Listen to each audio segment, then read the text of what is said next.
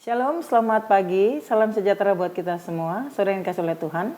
Seperti biasa, sebelum hari ini kita melanjutkan aktivitas kita mau merenungkan kebenaran firman Tuhan, kita mengawalinya dengan berdoa.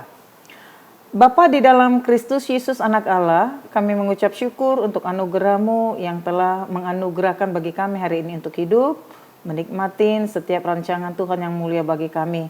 Sebelum hari ini kami memulai aktivitas kami mau mendengarkan suara Tuhan melalui firman-Mu.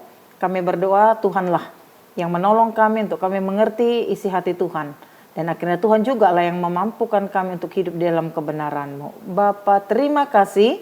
Dalam Kristus Yesus kami sudah berdoa dan mengucap syukur. Amin.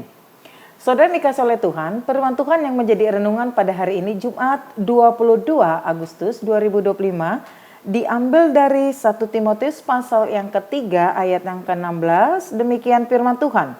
Dan sesungguhnya agunglah rahasia ibadah kita, Dia yang telah menyatakan dirinya dalam rupa manusia dibenarkan dalam roh, yang menampakkan dirinya kepada malaikat-malaikat, diberitakan di antara bangsa-bangsa yang tidak mengenal Allah, yang dipercayai di dalam dunia, diangkat dalam kemuliaan. Kalau dalam bahasa Bata dikatakan tiang jala tukul ni hasitongani, jala tadab balga ni hahumion ni hadaulatoni.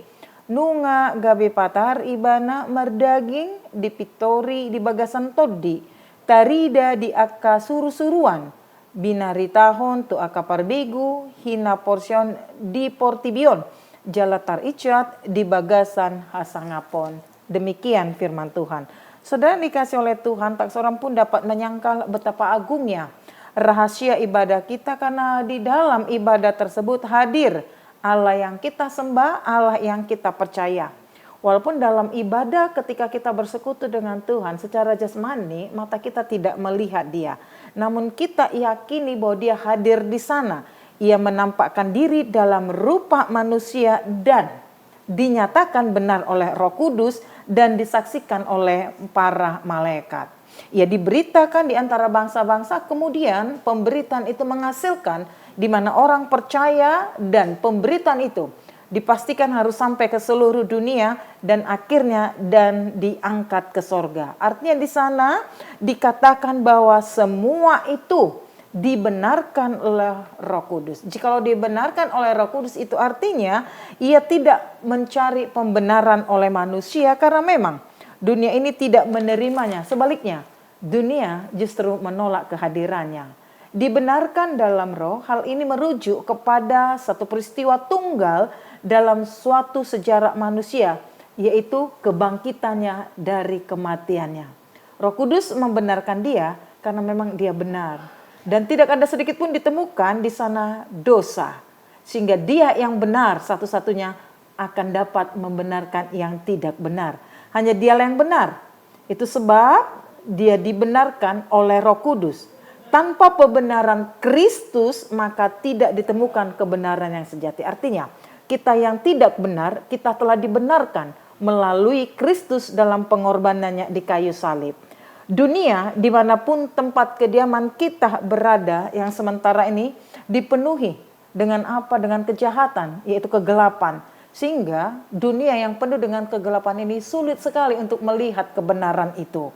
Itu sebab dunia tidak pernah menerimanya. Namun Allah tetap menyatakan kehadiran anaknya melalui para malaikat, dan beberapa ribu tahun yang lalu dinyatakan satu-satunya anaknya yang tunggal itulah yang menyelesaikan seluruh utang dosa di dunia ini. Dan saat ini kehadirannya diperlihatkan melalui kesaksian siapa? Yaitu kita. Kehadiran anak-anak Tuhan memberikan kesaksian bahwa kita hadir di tengah-tengah dunia ini membawa terang, kita hadir membawa kebenaran.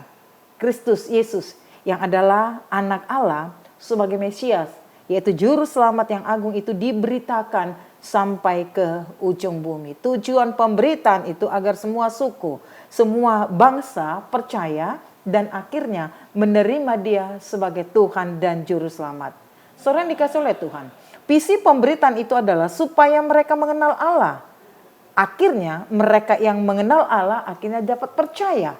Mereka yang percaya akhirnya merekalah yang dimenangkan bagi Kristus. Maka tujuan pemberitaan itu semakin hari, maka semakin bertambah banyaklah orang-orang yang dibenarkan oleh Kristus. Itu sebab pesan dalam Markus pasal yang ke-16 ayat yang ke-15, pergilah ke seluruh bumi, beritakanlah Injil kepada apa? Kepada segala makhluk. Ini mengingatkan kita kembali bahwa tugas pemberitaan itu adalah tugas ataupun tanggung jawab kita anak-anak Tuhan. Dengan pemberian itu akhirnya Injil sampai ke seluruh dunia, tujuan akhir semuanya nama Tuhan dipermuliakan. Selamat beraktivitas sepanjang hari ini, tetap semangat di dalam Tuhan. Tuhan Yesus memberkati.